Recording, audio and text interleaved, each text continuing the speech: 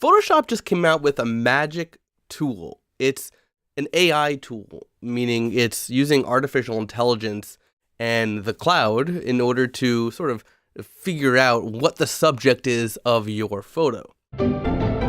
Hey, this is Scott Wedenkivowitz, a storyteller with a camera, talking about all the things photographers like you and I are thinking about. And if you like this video, click that subscribe button below, and that way you get the rest of the videos that come after this, because I'm putting out videos every Monday and Thursday whenever possible, and you don't want to miss it. Now, I don't use Photoshop regularly. I typically use Photoshop for some, heavy-duty edits that some of my photos might need here and there, but it's not so often.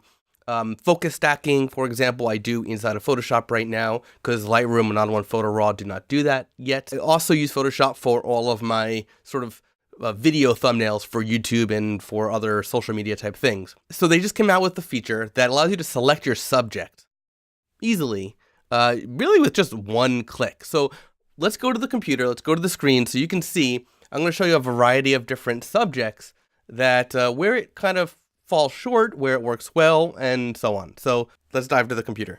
Okay, so here we are. This is a photo of my father-in-law and my daughter from a while ago. And I'm going to zoom in just so you can see.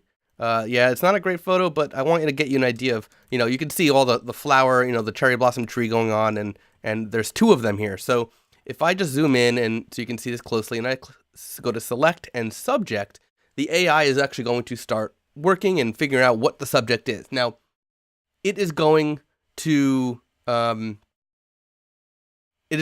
can see it's actually going to figure out what the subject is. You can see that it's actually on the face. It's going a little bit above the head. It does get the shoes kind of nicely. It's a little bit off, but that's because the grass is there. So you can see it does a pretty good job of determining the subject, and then you could just fine tune from there using masking and whatnot. But it's not great when you've got more than one person, and it's not great when you've got a lot of texture in the background and at the where the feet are and things like that. Because look what's happening over here. It's missing it on the grass over here, right? Because of the grass, right? Okay, so let's close this one. Let's open up another. It says 3 people in it. I'm going to go to select and subject. And again, it's going to think. This does, I think, require internet for you to do this. It does a really nice job over here with the heads. Look how good it's doing with even like where the hair is going, right? It's actually doing a pretty good job of getting all of that. So nice, and the shoulders are good.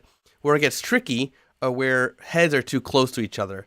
So his beard, it looks like it blends in with the flowers in the background. So, it's going to start causing some issues. And over here as well, you can see that it's kind of throwing everything off. So there are areas where, you've got to pay attention to. There's a little hair over here that it's not doing so good at.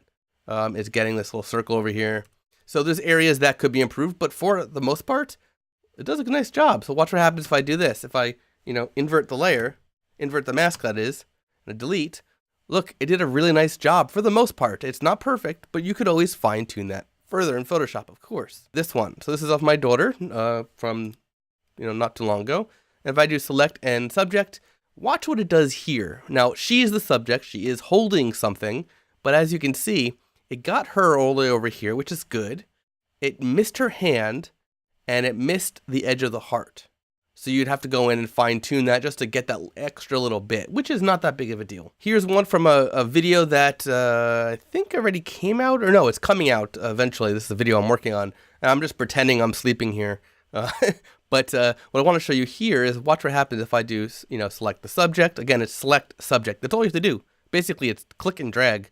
Now, it got my head good. It got a little bit of the chair here. It's getting the chair, but missing some of the chair. It's getting the amp behind me. It's actually ending on my socks and my pants. It's not getting my sneakers.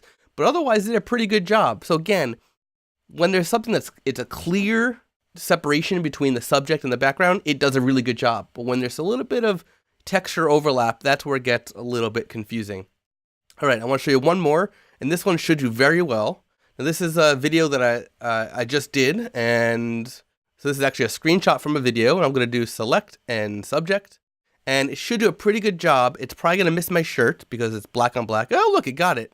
So look how good that is. It did miss my ear a little bit on the right side, or my left, what you're seeing on the right, but otherwise pretty darn good. So I could actually just go here, and I could finish that. So I could go in and change my selection.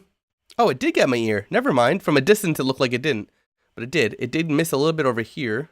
Obviously, it's not perfect. I could smooth it out. You could chisel. You can do a lot of things to make it smoother, but with one click, practically, I can now make YouTube thumbnail. Select and subject. New feature in Photoshop. I think it's going to be pretty useful. So what do you think of this feature? If you're a heavy-duty Photoshop user, let me know.